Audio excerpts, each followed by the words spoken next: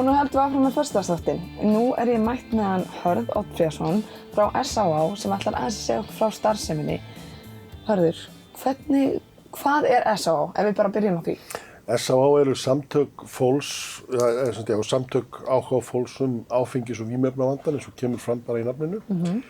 Þetta eru upphaflega svona landsamtök sem voru stofnuð 1977 og í kjölfarið raunverulega á mikilli vitundavakningu alkóhólisma og seinna fíknisjúkdóma og við erum sem sagt á 40. og 3. starfsárið, þannig að þetta er töluvert stórt og mikið og við rekum meðferð fyrir fíknisjúklinga, afeitrun, greiningu og upphaf meðferðar á Vogi.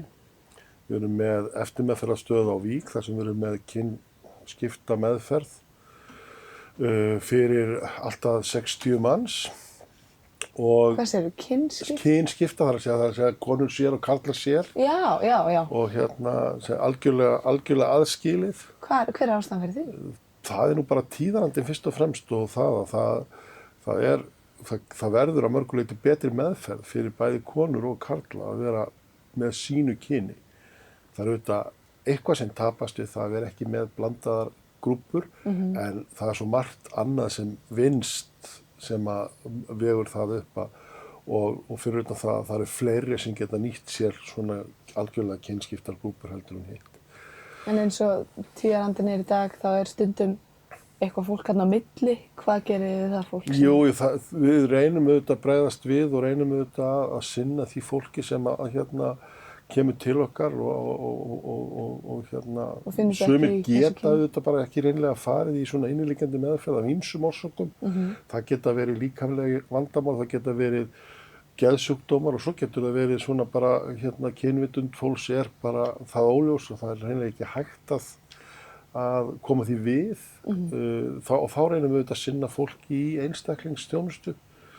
Við erum með göngudeildir, bæði Reykjavík og hér á Akureyri. Og hvað það? Í göngudeildum verið að taka á móti fólki í greiningu og í stuðning og í meðferð og í eftirfylgni, eftir meðferð og við erum með forvarnarstarf, við erum með alls konar hópa, við erum með fjölskyldumeðferð. Það að segja, það eru 8 skipta meðferðar, það er 8 skipta meðferð, þar sem fyrirlestur og úrvinnsluhópur strax í kjölfarið. Og við erum með slíka meðferð hér á Akureyri 2 sinnum á ári það bil. Við erum með slíka meðferð nánast stanslaust allt árið í Reykjavík nema rétt yfir sumartímann. Og síðan erum við með sérhópa, eins og við erum með sérhópa fyrir unglinga, við erum með sérhópa fyrir endurkomu menn. Það eru sérhópar auðvitað fyrir konur sem hafa farið í kvennameðferðina. Við erum með sérhópa fyrir aðra sem hafa farið í meðferð. Þannig að þetta og svo erum við meðferðarhópa í göngudeildunum, þannig að það ýmislegt að gerast í göngudeild þó að stundum upplifir fólk þegar kemur inn á göngudeild SÁ, hvort sem það hér í Reykjavík, að það sé bara ekkert að gerast. Það geta verið mjög margir að vinna í húsinu þó að þú verður ekki var við það. Ok, og hvernig þetta starfsemin hérna á Akureyri, ef við tökum hana? Þú ert bara einn í þessu? Starfsemin hér á Akureyri þannig að það einn starfsmaður hér, svona alla jafna. Og dagskráin mjög einföld, finnst mér. Hún þannig að það meðferðarhópur á morgnana frá svona 10:30 til 12. Þetta 4 morgna í viku frá mánudegi til fimmtudags. Á mánudögum eftir hádegi síðan eftirfylgnihópur eða stuðningshópur fyrir konur. Á miðvikudögum eftir hádegi eftirfylgni og stuðningshópur fyrir karla. En hvernig þetta, getur hver sem finnst hann þurfa á því að halda, getur hver sem komið? Já, svo getur hver sem bara komið þess vegna fyrirvaralaust eða hringt og pantað sér tíma. Einhver sem í vafa það, hvort hann eigi við vanda að stríða, einhver sem telur sig þurfa að fá aðstoð bara til að sortera hvað er hvað, þá er þetta komið viðtal til okkar í það, ef að fólk upplifir það er að nota of mikið áfengi, er að nota áfengi of oft, er að lenda í vanda vegna áfengisneyslu eða annarra vímuefna, skilur, þá er hægt að banka upp á hjá okkur og segja hérna, ég þarf aðeins að ræða þetta og reyna að sortera hvað er hvað og við notum það sem kallað er DSM-5 greiningakerfi, það er hérna sem er greindur sko fíknivandi og það er tiltölulega einfalt að gera greininguna og fólk getur verið búið að gera hluta af greiningunni sjálft með því til dæmis að fara inn á heimasíðu SÁÁ að gera sjálfspróf og þá fær það rafræna niðurstöðum og líkurnar á því hvort það sé vandi eða ekki. Ok, hvernig fólk til þess að kíkja það? Það er mjög skemmtilegt sko. Já. En oftar en ekki er þetta fólk að koma vegna þess að það hefur lent í vanda. Það hefur eitthvað gerst sem að það er óánægt með, það hefur eitthvað gerst, eitthvað komið upp á sem að það er óvænt og hefur kannski ekki gerst áður eða hefur gerst áður og það vill ekki að gerist aftur og það er þetta svoleiðis atriði sem að verða þess valdandi að fólk bara segir ég þarf að vera saman í gang. Já, en hvernig er þetta svona búið að vera upp á síðkastið eins og með allt sem er búið að gerast? Þetta ár, satt að segja, hefur verið mjög skrautlegt, ef ég segir alveg svo er. Það byrjaði í sjálfu sér mjög rólega. Ég fann fyrir því bara í janúar og meginpartina af febrúar. Það er svona, mér fannst vera svona heldur minni ásókn til okkar, heldur en var til dæmis fyrir ári síðan. Okay.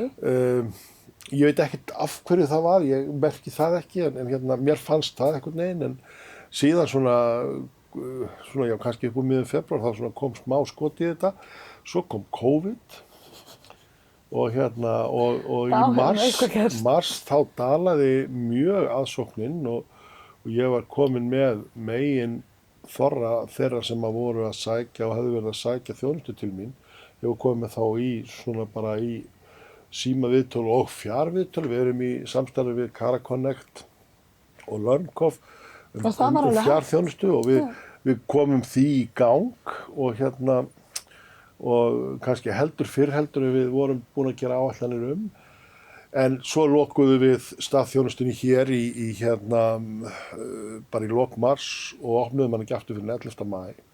En allan tíman þá heyrði ég nánast í öllum sem að voru í þjónustu hjá okkur eftir áramót og hérna ég held ég hafi heyrt í öllum og fleirum til á þessum tíma, að minnsta kosti vikulega.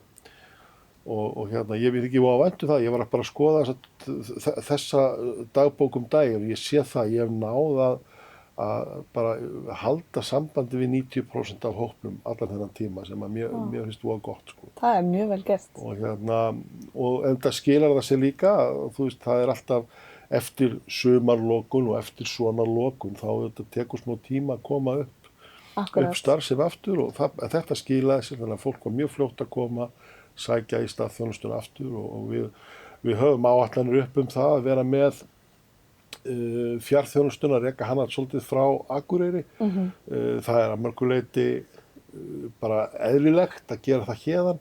Það er líka að mörgu leyti bara auðveldar að gera það héðan og það geta komið þar stundur upp að við þurfum að tvímenna þá hér á deildinni, þannig að við þurfum að hugsa þar hvernig við getum styrkt þessa þjónustu við fólk sem ekki hefur beinan aðgang að göngudeildinni og annarri þjónustu fyrir sunnan. Akkurat, og fólk sem kannski býr ekki á Akureyri og býr ekki í Reykjavík eða höfuðborgarsvæðinu, að það hafi aðgang að þessu líka. Já, það getur þá komið í þessa þjónustu og auðvitað þegar svona þjónusta er að byrja, það er ýmislegt sem þessi þjónusta hjá Cara er náttúrulega búin að vera í nokkur ár og hefur verið að þróast hjá öðrum starfsstéttum. Já, svona á netinu. Já, og þetta er þjónusta sem uppfyllir öll skilyrði landlæknis persónuvernd og öryggi. Já. Og það skiptir líka máli, en svo þetta kemur þessi geiri, það er að segja áfengis- og vímuefnafíknin inn og við